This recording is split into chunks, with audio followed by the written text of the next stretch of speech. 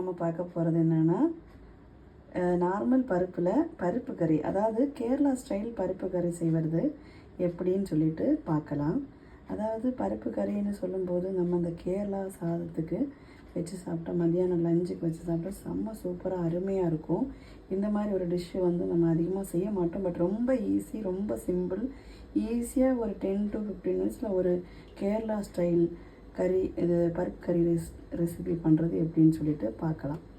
இந்த பருப்பு நான் ஒரு 3/4 டம்ளர் பருப்பு எடுத்திருக்கேன். இது இப்போ நம்ம தண்ணியில் வச்சு ஊற வச்சிடலாம்.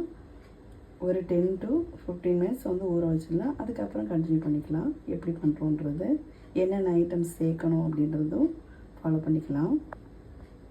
இந்த பருப்பை நம்ம நல்ல தண்ணி, அதாவது ட்ரிங்கிங் வாட்டர் வச்சு லைட்டாக ஒரு வாஷ் பண்ணிக்கலாம் ஃபஸ்ட்டு. ஏன்னா நம்ம டேப் ரன்னிங் வாட்டரில் வாஷ் பண்ணணும்னு அவசியம் இல்லை, ஏன்னா சுத்தமாக தான் இருக்குது பருப்பு.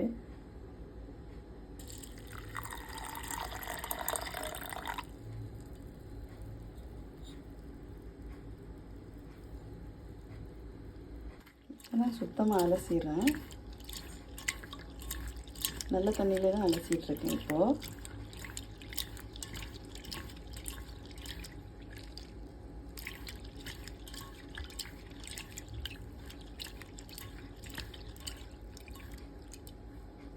இப்போ நான் நல்ல தண்ணி ஊற்றி கொஞ்சம் நேரம் ஊற விடுறேன். கொஞ்சம் ஒரு ஆஃப் தண்ணி ஊற்றினா போதும். ஸோ இப்போது ஒரு 10 மினிட்ஸ் விட்டால் போதும். நம்ம விட்டுட்டோம்னா கொஞ்சம் நல்லா ஊறி கிடைக்கும். அப்போ சட்டுன்னு வெந்துடும். பார்த்திங்கன்னா பருப்பு கறிக்கு பார்த்திங்கன்னா கொஞ்சம் சின்ன வெங்காயம், ஏன்னா நம்ம சின்ன வெங்காயமே யூஸ் பண்ண மாட்டோம். நம்ம ஆட்களுக்கு டைம் இருக்காது சின்ன வெங்காயம் உரிக்கிறது கூட. எப்போயாவது ஃப்ரீயாக இருக்கும்போது ஒரு 10 பல் சின்ன வெங்காயம் கொஞ்சம் தோல் சீவி வச்சுட்டிங்கன்னா ஈஸியாக இருக்கும். நான் இப்போ தோல் சீவி ஃப்ரிட்ஜில் வச்சுருந்து தான் யூஸ் பண்ணுறேன். ஸோ இது பார்த்திங்கன்னா வாஷ் பண்ணி எடுத்து வச்சுக்கிட்டேன். இது ப்ளஸ் ஒரு உங்களுக்கு காரத்துக்கு ஏற்ற மாதிரி பச்சை மிளகாய், ப்ளஸ் கொஞ்சம் ஃப்ரிட்ஜில் வச்சுருந்த கருவேப்பிலை. ஏன்னா இங்கே நமக்கு ஃப்ரெஷ்ஷாக உடனே கிடைக்காது கருவேப்பிலை. அதனால் நான் ஃப்ரிட்ஜில் ரெஃப்ரிஜரேட் பண்ணி வச்சுருவேன். அது பார்த்திங்கன்னா எப்படி பண்ணுறதுன்னு அடுத்த வீடியோவில் பார்க்கலாம். கருவேப்பிலை எப்படி நம்ம ரெஃப்ரிஜரேட் பண்ணுறது பக்காவாக ஒரு ஒன் வீக் ஆர் 15 டேஸு அழுகாமல் போகாமல் அப்படின்னு சொல்லிட்டு பார்க்கலாம். இப்போதைக்கு இதுதான் பருப்பு கறிக்கு தேவையான இன்க்ரீடியன்ஸு. ப்ளஸ் தேங்காய் அந்த துருவல் அரைக்கிறது அரைப்பு தேவைப்படும். அது நம்ம அடுத்தது பார்க்கலாம். இப்போ நம்ம அந்த பருப்பு ஊற வச்சு தான் அலசி அதே தண்ணியை தான் ஊற்றிருக்கேன். பாருங்கள் தண்ணி எவ்வளோ சுத்தமாக இருக்குன்னு சொல்லிட்டு. ஸோ நம்ம அந்த பருப்பு நல்லா முதல்ல அலசிட்டோம். இப்போ நம்ம குக்கிங்க்கு ரெடியாக இருக்குது. தேவையான தண்ணி இன்னும் கொஞ்சம் எக்ஸ்ட்ரா ஊற்றிக்கலாம். ப்ளஸ் பார்த்திங்கன்னா நம்ம இப்போ அந்த சேர்த்து வச்சுருக்க ஆனியன், அந்த பச்சை மிளகாய், அப்புறம் பார்த்திங்கன்னா அந்த கருவேப்பிலை, இதெல்லாம் ஆட் பண்ணி இப்போ குக் பண்ணலாம். முதல்ல ஒரு 3 விசில் வந்துச்சுன்னா பருப்பு நல்லா வெந்துடும். ஸோ அதுக்கப்புறம் நம்ம அந்த தேங்காய் அரைப்பு யூஸ் பண்ணலாம். கறிக்கு, அதாவது பருப்பு கறிக்கு உண்டான அரைப்பு ஸ்டைல் யூஸ் பண்ணலாம். இது நம்ம அடுப்பில் வச்சு குக் பண்ணி எடுத்துக்கலாம். ஃபஸ்ட்டு இது கூடவே கொஞ்சம் மஞ்சள் தூள் லைட்டாக ஆட் பண்ணிக்கலாம். ஏன்னா நம்ம அரைப்புலேயும் மஞ்சள் தூள் சேர்க்க போகிறோம். அதனால் மஞ்சள் தூள் வாசனையே ஜாஸ்தியாக இருந்துடக்கூடாது. ஸோ ஜஸ்ட் அந்த வேகும்போது நல்ல வாசனையாக இருக்கும். ஸோ இது சேர்த்துலாம். அது கூட கொஞ்சம் உப்பு சேர்த்துக்கலாம் தேவையான அளவு. நான் மோஸ்ட்லி இந்த மாதிரி வேக வைக்கிறது கல் உப்பு தான் யூஸ் பண்ணுவேன். தூள் உப்பு நம்ம ஜாஸ்தியாக அவாய்ட் பண்ணுவோம். ஸோ கல் உப்பு. ஸோ இந்த அளவுக்கு எனக்கு தேவைப்படும் ஆக்சுவலாக. இது போதும். ஏன்னா அப்புறம் நம்ம கடைசியில் பண்ணிக்கலாம். ஒரு மிக்ஸ்அப் பண்ணி விட்டோம்னா நமக்கு வேக வைக்கிறதுக்கு உண்டான இன்க்ரீடியன்ஸு ரெடி ஆகிடுச்சு. பருப்பு வேக வைக்கும்போது ஒரு கொஞ்சம் தேங்காய் எண்ணெய் கொஞ்சம் ஒரு 1/2 ஸ்பூன் மாதிரி சேர்த்துக்கணும். அது சேர்த்துக்கிறதுக்குன்னா அந்த பருப்பு குழம்போட வாசனை நல்லா சூப்பராக தூக்கலாக இருக்கும். ப்ளஸ் பார்த்திங்கன்னா அந்த பருப்பு பொங்கி வெளியே வராது. அவை சப்போஸ் தண்ணி கொஞ்சம் எக்ஸ்ட்ரா ஆகிடுச்சுன்னா அந்த தண்ணி உள்ளேயே கொஞ்சம் வெந்துட்டுருக்கும். வெளியே அந்த பருப்போட அந்த எசன்ஸ் வெளியே வராது. ஏன்னா அது வெளியே வந்துச்சுன்னா அந்த பருப்போட டேஸ்ட்டே போயிடும். ஸோ அதுக்காண்டி தான் இந்த ஆயில் கொஞ்சம் தேங்காய் எண்ணெய் கொஞ்சம் போட்டு மிக்ஸ் பண்ணிக்கிறேன். இப்போ நமக்கு தயாராகிடுச்சு.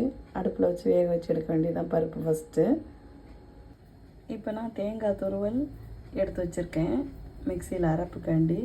ஸோ அடுத்தது நான் கொஞ்சம் மஞ்சள் தூள் ஆட் பண்ண போகிறேன். ஸோ எனக்கு கொஞ்சமாக போதும் மஞ்சள் தூள். அதுக்கேற்ற மாதிரி தேவைக்கான அளவுக்கு யூஸ் பண்ணலாம். ரொம்ப ஜாஸ்தியாக இருந்தால் டேஸ்ட் மாறிடும், சுவை மாறிடும். ஸோ இப்போ நெக்ஸ்ட் ஐட்டம்ஸு சீரகம், அப்புறம் பூண்டு இதெல்லாம் எடுத்து வச்சுருக்கேன். சோம்பு கொஞ்சோன்னு எனக்கு அது ரொம்ப பிடிக்கும். சோம்பு கொஞ்சம் போட்டு அந்த வாசனையாக இருக்குன்றதுக்காக சீரகம் கொஞ்சம், அப்புறம் பூண்டு கொஞ்சம் எடுத்து வச்சுருக்கேன்.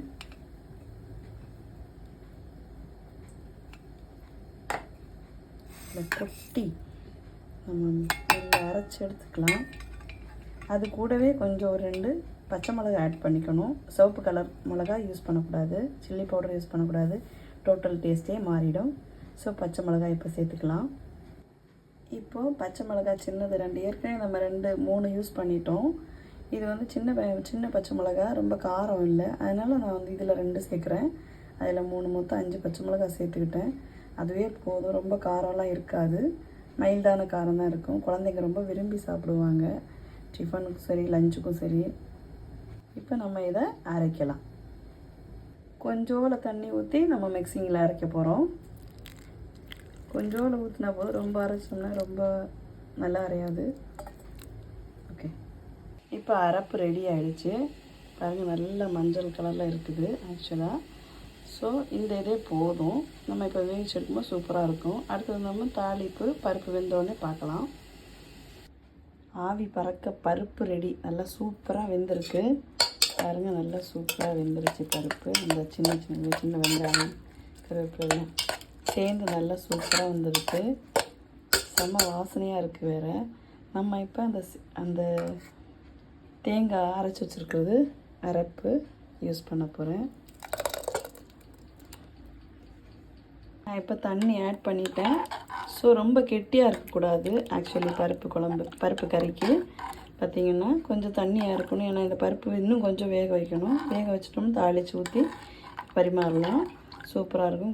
இன்னும் கொஞ்சம் நம்ம சூடில் வைக்கும்போது இந்த பருப்பு ஒன்றா இருக்குது இல்லைங்களா, இதெல்லாம் நல்லா பிரிஞ்சு நல்லா சூப்பராக கெட்டியாக வரும். ஸோ ரொம்ப திக்காக இருந்துச்சுன்னா நல்லா இருக்காது, கொஞ்சம் லிக்விடிட்டியாக இருக்கணும். அப்போ தான் டேஸ்ட்டாக சூப்பராக இருக்கும், அருமையாக இருக்கும். இப்போ தாளிப்புக்கு தேங்காய் எண்ணெய் யூஸ் பண்ணியிருக்கேன். தேங்காய் எண்ணெய் நம்ம இப்போ அடுப்பு பற்ற வச்சு தேங்காய் எண்ணெய் கொதிக்க விடலாம்.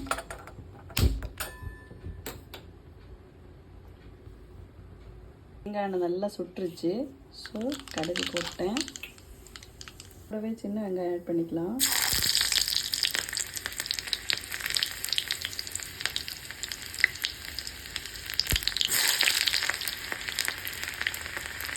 சின்ன வெங்காயம் பார்த்திங்கன்னா கொஞ்சம் நல்லா ப்ரௌனிஷாக வெந்ததுன்னா தான் ஆயிலில் ஃப்ரை ஆகிடுச்சுன்னா நல்ல வாசனை கொடுக்கும், சூப்பராக இருக்கும். ஒரு பக்கம் பருப்பு வெந்துட்டுருக்குது, அதாவது கொதிக்குது. அப்போ தான் அந்த நம்ம இன்க்ரீடியன்ஸ் எல்லாம் அந்த வறுத்ததை ஆட் பண்ணும்போது இன்னும் சூப்பராக வாசனையாக இருக்கும்.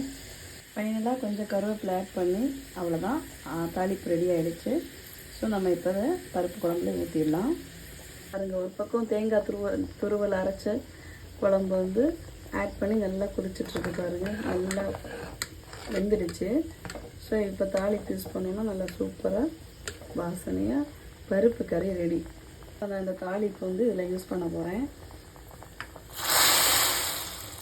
சூப்பராகிடுச்சு. பாருங்கள், பருப்பு கறி ரெடி.